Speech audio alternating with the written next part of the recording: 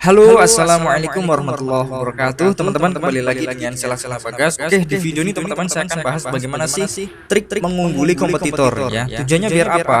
Biar customer ini milih beli di toko teman-teman. Oke, dibandingkan beli di kompetitor. Mungkin produknya sama, teman-teman ya, atau bahan-bahannya sama, spesifikasinya sama, ya, keunggulan produknya sama bisa jadi ya. Terus suppliernya sama nih. Tapi gimana caranya biar orang-orang itu tetap milih beli di teman-teman dibandingkan beli di kompetitor gitu. Why gitu ya? Kenapa kok harus beli produk dan beli di tempat teman-teman daripada di kompetitor? Nah, ini saya bahas teman-teman ya. Ini yang namanya adalah product fit teman-teman. Oke. Jadi bagaimana membuat produk yang akan teman-teman jual itu cocok dengan market teman-teman dan lebih unggul daripada kompetitor. Oke, saya bahas teman-teman menjadi tiga bahasan ya. Yang pertama, cocokkan produk dengan customer persona. Yang kedua, riset kompetitor. Yang ketiga, menjadi lebih unggul daripada kompetitor. Oke, yang pertama teman-teman ya, cocokkan produk dengan data-data customer persona. Jadi teman-teman, produk yang akan kita jual ini harus bisa memenuhi kebutuhan atau keinginan market dan bisa menjadi solusi permasalahan mereka ya. Ini kuncinya teman-teman ya, memenuhi kebutuhan atau keinginan dan menjadi solusi permasalahan atau bisa menyelesaikan masalah market kita gitu ya teman-teman ya. Oke, ini contoh customer persona seperti ini teman-teman. Ini ya contohnya. Jadi ada nama, jenis kelamin, umur, kayak lokasi, komunitas diikuti, hobi, buku yang sering dibaca dan lain sebagainya teman-teman ya. Pendapatan, status hubungan, influencer yang diikuti dan seterusnya. Yang paling penting adalah ini teman-teman. Poinnya adalah kita bisa menggali apa sih kebutuhan atau keinginan market kita. Apa sih masalah yang mereka alami itu apa saja gitu ya teman-teman ya. Nah, ini untuk data ini teman-teman, ini adalah contoh untuk market yang mereka suka main sosmed dan jualan online ya. Ini masalahnya apa gitu. Nah, bagaimana cara dapat data customer persona ini teman-teman? Oke, cara dapat customer persona ini teman-teman bisa survei atau wawancara ya. Mau baik itu secara online maupun offline langsung ya. Bisa juga melalui kuesioner ke orang-orang yang sesuai target market secara umum. Misalkan teman-teman jualan hijab mungkin ya, maka teman-teman wawancara atau survei ke orang-orang muslimah, itu bisa jadi seperti itu ya. Atau yang kedua, teman-teman mungkin punya pengalaman ya sebelumnya. Oh, customer saya sebelumnya punya masalah kayak gini gitu ya, atau punya keinginan kayak gini gitu.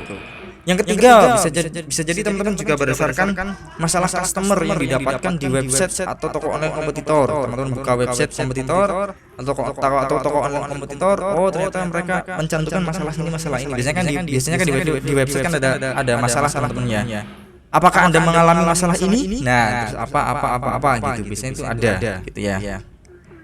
Terus yang keempat, teman-teman ya, Anda bisa membayangkan jika Anda posisinya sebagai calon pembeli sesuai target market secara umum ya. Jadi teman-teman memposisikan diri teman-teman itu sebagai customer, calon pembeli. Ini masalahnya kira-kira apa ya? Nah, gitu teman-teman ya. Kalau yang paling mudah, teman-teman, ini yang nomor 3 dan nomor 4 ya. Karena kalau nomor 1 kan teman-teman harus terjun langsung, harus survei satu-satu gitu ya, sehingga teman-teman nanti dapat data yang lebih akurat, lebih banyak gitu ya. Termasuk usianya di rentang berapa sampai berapa dan lain sebagainya gitu.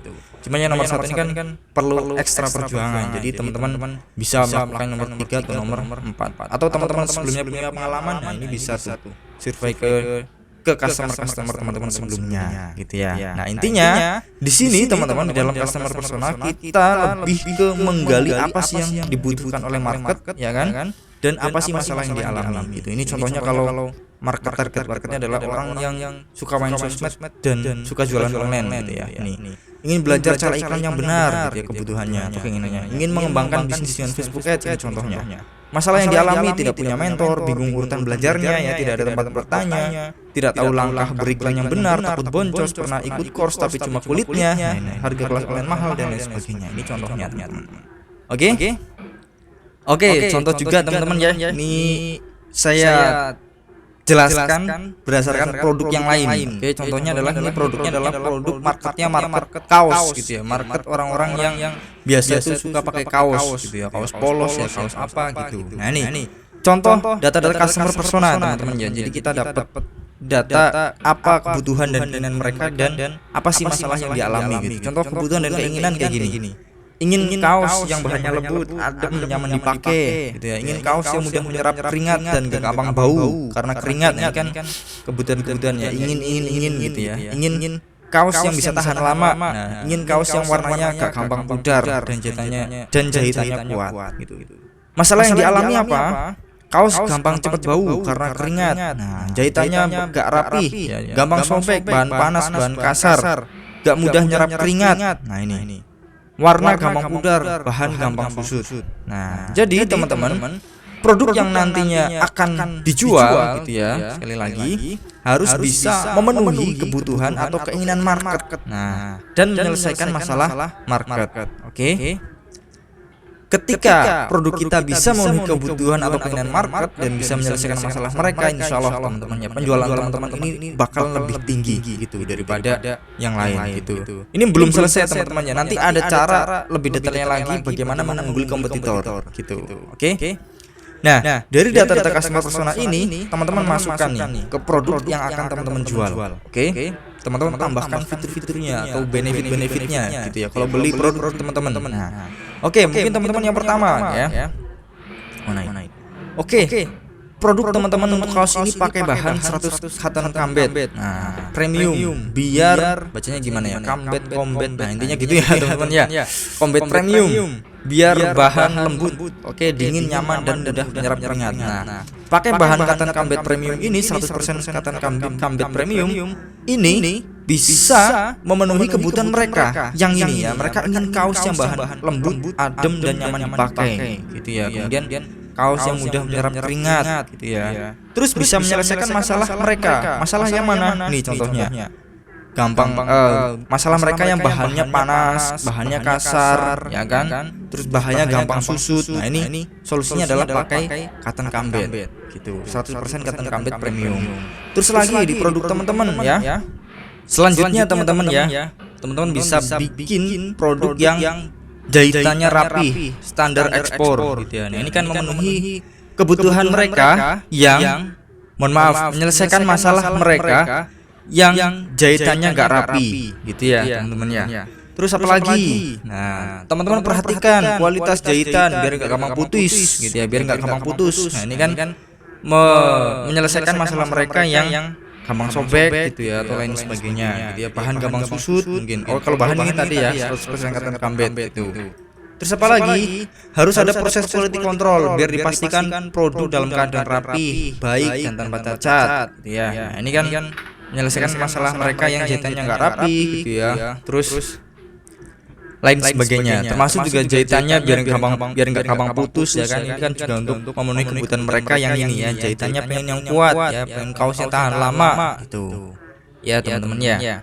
Terus apa lagi? Dalam pewarnaan gunakan proses drying kain ya, drying kain biar warna gak gampang luntur atau pudar. Nah, ini menyelesaikan masalah mereka yang ini ya, warna gampang pudar ya, warna kaosnya tuh. Terus juga memenuhi kebutuhan mereka biar kaosnya ini tahan lama juga gitu ya. Oke. Terus apa lagi? Nah, teman-teman mungkin tambahkan ada teknologi untuk membunuh bakteri penyebab kaos jadi bau gitu ya. Teknologi antibakteri gitu. Ini kan memenuhi kebutuhan mereka yang mereka ingin ya kaos yang nggak gampang bau karena keringat ya. Terus menyelesaikan masalah ini, masalah kaos gampang cepat bau karena keringat gitu. Nah, ini jadi produk yang akan teman-teman jual bisa mungkin ini bisa memenuhi kebutuhan dan keinginan market gitu ya, dan bisa menyelesaikan masalah mereka. Nah, silakan nih dari sini teman-teman catat ya, teman-teman buat apa sih kebutuhan atau keinginan market saya gitu ya. Terus teman-teman pikirkan juga ya masalah apa sih yang dialaminya gitu. Terus teman-teman bandingkan nih dengan produk yang teman-teman jual. Bisa nggak produk teman-teman ini itu menyelesaikan masalah mereka? Bisa nggak produk teman-teman yang teman-teman akan jual itu bisa memenuhi kebutuhan mereka gitu. Kalau produk teman-teman tidak bisa memenuhi kebutuhan mereka atau tidak bisa menyelesaikan masalah mereka, ya buat apa dijual gitu ya teman-teman, ya buat apa gitu, percuma gitu ya teman-teman ya. Nah, inilah yang namanya termasuk juga ke dalam kita riset market teman-teman ya. Jadi kita kalau jualan produk itu harus marketnya, ada marketnya gitu ya. Dan produk yang kita jual ini cocok dengan market. Nah, gitu teman-teman. Oke.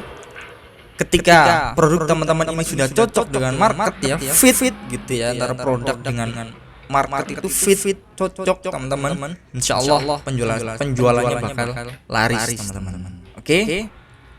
Oke, selanjutnya teman-teman di video berikutnya ya, biar nggak terlalu panjang, saya akan bahas yang poin nomor 2, riset kompetitor, dan yang ketiga menjadi lebih unggul dari kompetitor. Oke, sampai jumpa di video berikutnya.